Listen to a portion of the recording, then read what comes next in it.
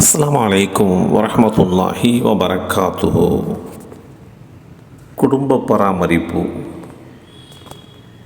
அல்லாஹுடைய தூதர் ஸல்லல்லாஹு அலைஹி வஸல்லம் அவர்கள் கூறினார்கள், ஒருவர் நன்மையை எதிர்பார்த்தவராக, ஒரு முஸ்லிம் நன்மையை எதிர்பார்த்த வண்ணமாக தம் குடும்பத்தாருக்கு செலவு செய்தால் அதுவும் அவர் செய்த தர்மமாகும். இந்த செய்தி அபு மஸ்ஊத் ரலியல்லாஹு அன்ஹு அவர்கள் மூலமாக அறிவிக்கப்பட்டு ஸஹீஹ் முஸ்லிமில் 1827 என்ற எண்ணிலே பதிவு செய்யப்பட்டிருக்கிறது.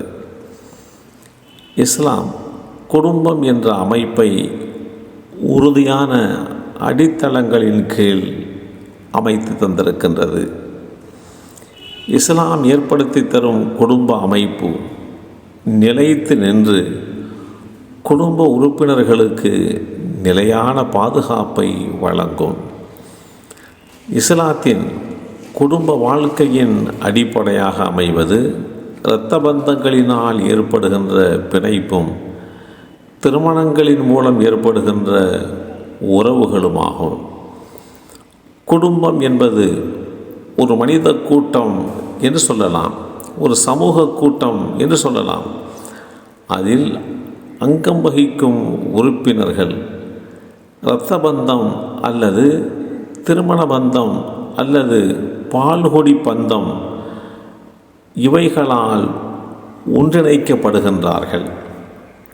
இந்த குடும்ப பந்தம் ஒருவர் மற்றவருக்கு நிறைவேற்ற வேண்டிய கடமைகளையும் உரிமைகளையும் கொண்டதாகும்.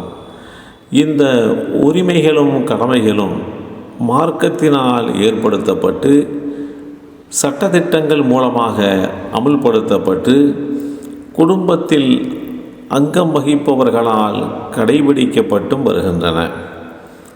குடும்பத்தை பாதுகாத்தல், பராமரித்தல், ஒருவருக்கொருவர் அன்பு பாராட்டுதல், சிறுவர்களிடம் கருணை காட்டுதல், முதியவர்களிடம் மரியாதை காட்டுதல், முதியவர்களை பாதுகாத்தல் என ஒரு குடும்பம் சமூகமாக வாழ்ந்திட தேவையான எல்லா முயற்சிகளையும் மேற்கொள்ளுதல் ஆகியவை இந்த கடமைகளில் ஒன்றாகும்.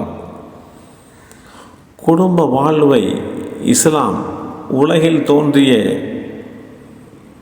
ஏனைய தூதர்களுடைய வழிமுறை என்று அறிமுகப்படுத்துகிறது. குடும்பம் என்பது ஏனைய தூதர்களுடைய வாழ்க்கை முறையாக இருந்தது என்பது வலியுறுத்தப்பட்டது போல் அந்த வாழ்வு முறை அல்லாஹுவின் ஏற்பாடு, அவன் வழங்கிய அருள் என்பதையும் உணர்த்தி காட்டுகிறது. அல்லாஹ் நமக்கு அளித்துள்ள எண்ணற்ற அருட்கொடைகளில் குடும்ப அமைப்பும் ஒரு மிகப்பெரிய அருட்கொடையாகும். மேற்கத்திய கலாச்சார மோகத்தால் இந்த மனித சமூகம் இழந்து நிற்கின்ற மகத்தான பல பண்பாடுகளில் குடும்ப அமைப்பும் ஒன்றாகும். குடும்பங்களே நம்மை உயிர்ப்புடன் இயங்க வைக்கின்றன என்று சொன்னால் அது மிகையாக ஆகாது. குடும்பங்களே வாழ்விற்கு அர்த்தங்களை போதிக்கின்றன.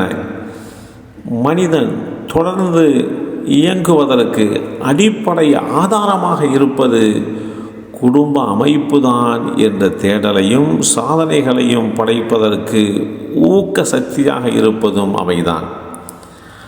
ஆத்ம உணர்வையும் நல்ல பண்புகளையும் தருவதோடு மாத்திரமல்லாமல் குடும்பங்கள் தருகின்ற ஆறுதலையும் ஆதரவையும் வேறு எவராலும் தரவே முடியாது என்பதுதான் நிதர்சனமான உண்மை. இந்த அடிப்படையிலே தான் ஒருவர் தன்னுடைய குடும்பத்தை பராமரிப்பது, குடும்ப செலவினங்களுக்கு உண்டான காசு பணங்களை தோது பண்ணி கொடுப்பது, குடும்ப பராமரிப்பிலே தன்னை ஈடுபடுத்தி கொள்வது, இதுவெல்லாம் நன்மைகள் என்கின்ற அடிப்படையிலே நமக்கு கிடைத்துவிடும் என்று வழிகாட்டி தரப்பட்டிருக்கிறோம். எல்லாம் வல்ல அல்லாஹு தஆலா குடும்பத்தை சீரிய முறையிலே பராமரிக்கக்கூடிய நற்பண்புகளை நமக்கும் நம் சந்ததிகளுக்கும் வழங்கி அருள் புரிவானாக. அஸ்ஸலாமு அலைக்கும் வரஹ்மத்துல்லாஹி வபரகாத்துஹு.